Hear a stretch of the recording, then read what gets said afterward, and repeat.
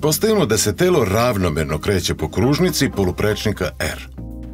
Ravnomerno kretanje po kružnici znači da je tangencijalno ubrzanje jednako nuli, odnosno da se kružna brzina ne menja. Neka se telo pomeri od tačke A do tačke B. Tangencijalna brzina tela tom prilikom menja pravac i smer, ali intenzitet ostaje isti, jer se kružna brzina ne menja. Vektor položaja tela, R, se tom prilikom pomeri iz pozicije RA do pozicije RB.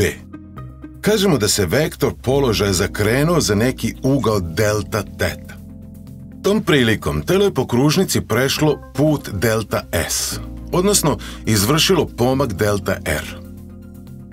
Ako je ugao zakretanja izuzetno mali da skoro teži nuli, pređeni put delta S i pomak delta R će biti isti.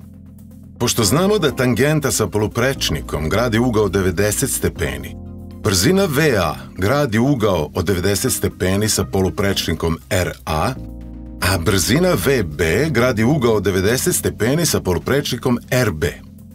To znači da po pravilu o jednakosti uglova sa normalnim kracima, brzine VA i VB također grade ugao delta teta.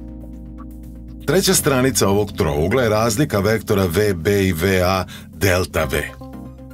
Pošto su poluprečnici RA i RB isti, njihovu dužinu ćemo označiti sa R, a kako i tangencijalne brzine VA i VB imaju isti intenzitet, njihovu dužinu označit ćemo sa V.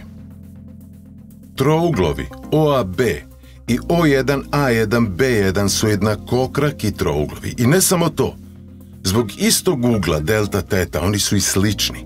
A ako su slični, a jesu, onda je odnos stranica u jednom trouglu jednak odnosu odgovarajućih stranica drugog trougla, odnosno delta V kroz V jednako je delta S kroz R. Odakle sledi da se delta V može izraziti kao V kroz R puta delta S. Ako sada ceo izraz podelimo sa delta T, dobijamo da je delta V po delta T jednako V kroz R puta delta S po delta T. Kompletna lekcija zajedno sa ostalim lekcijama iz ove oblasti je dostupna na sajtu fizičar.com u vidu online kursa.